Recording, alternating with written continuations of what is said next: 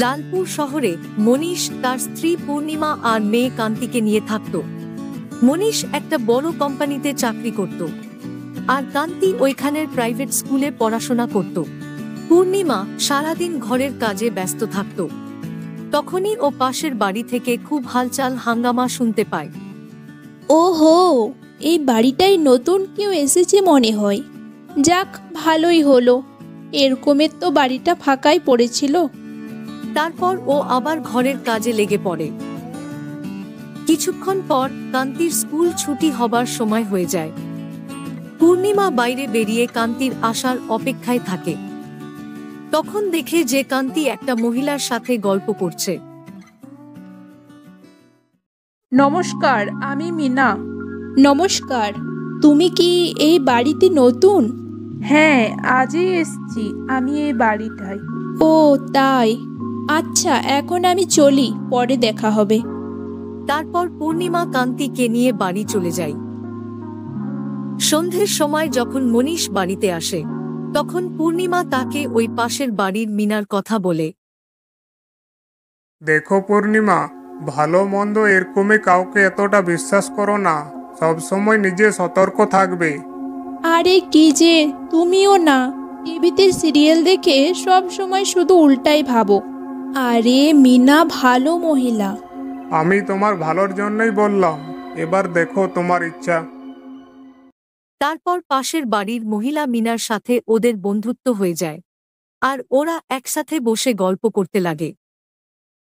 একদিন পূর্ণিমাকে হঠাৎ মনীষের সাথে ওর বাড়ি যেতে হয়, কেননা মনীষের মায়ের শরীর খুব অসুস্থ ছিল। আর ওদের সঙ্গে কান্তিকে নিয়ে যাওয়া ঠিক ভাবল না, তাই পূর্ণিমা কান্তিকে মিনার বাড়িতে রেখে দেয়। দেখো, তুমি শুধু শুধু মিনাকে খারাপ বলছিলে, শেষে ওই তো আমাদের কাজে লাগলো। মনীষ পূর্ণিমার কথা শুনে চুপচাপ হয়ে যায়, আর ও পূর্ণিমাকে কিছুই বলে না। তারপর 2 দিন পরে ওরা যখন শহরে নিজেদের বাড়ি ফিরে আসে, তখন দেখে যে কান্তি ওই মিনার বাড়িতে মিনার সাথে গল্প করছে। কান্তি বেটা, চলো এসো। কিন্তু কান্তি মনীষের কথা শুনে না, আর ওর দিকে অজানার মতো তাকিয়ে থাকে।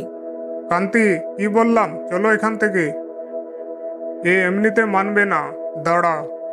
তারপর মনীষ নিজে গিয়ে যখন কান্তিকে হাত ধরে টেনে নিয়ে আসছিল, তখন মিনা রেগে গিয়ে মনীষের হাতটা ধরে, আর ও একটা ডাইনিতে বদলে যায়। ডাইনি? ডাইনি? হে ভগবান, আমার মেয়েকে বাঁচাও। চলে যাও এখান থেকে, নইলে ভালো হবে না। তারপর পূর্ণিমা আর মনীষ তাড়াতাড়ি ওইখান থেকে পালিয়ে যায়। দেখলে তো, আমার মেয়ে হয়ে আমাকেই কেমন ধমকি দিচ্ছে। আর এই সব শুধু তোমার জন্য হয়েছে। তোমাকে আগেই বলেছিলাম যে এত মিলামিশা করো না, কিন্তু না, শুনলেই তো। এখন কি হবে? চুপ করো, এখন একটাই উপায় আছে। তারপর ওরা সাধু বাবার কাছে যায়, আর সাধু বাবাকে সবকিছু সত্যি সত্যি বলে দেয়। হ্যাঁ, একটা উপায় আছে, শোন।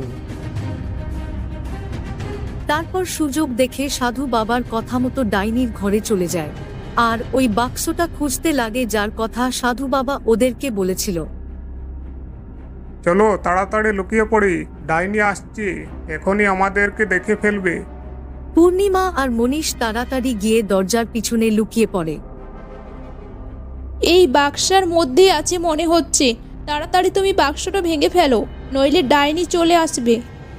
মনীষ যেরকমই বাক্সর তালা ভাঙতে লাগে, সেরকমই ওইখানে ডাইনি চলে আসে আর বলে, না না না, এই হতে পারে না, না, আমি ছাড়বো না, ছাড়বো না আমি তোদেরকে, আমি কাউকে ছাড়বো না। ততক্ষণ বাক্সটা ভেঙে যায়। বাক্সাটা ভেঙে যাওয়ার পর কান্তির আত্মা বেরিয়ে আবার ওর শরীরের মধ্যে প্রবেশ করে যায়।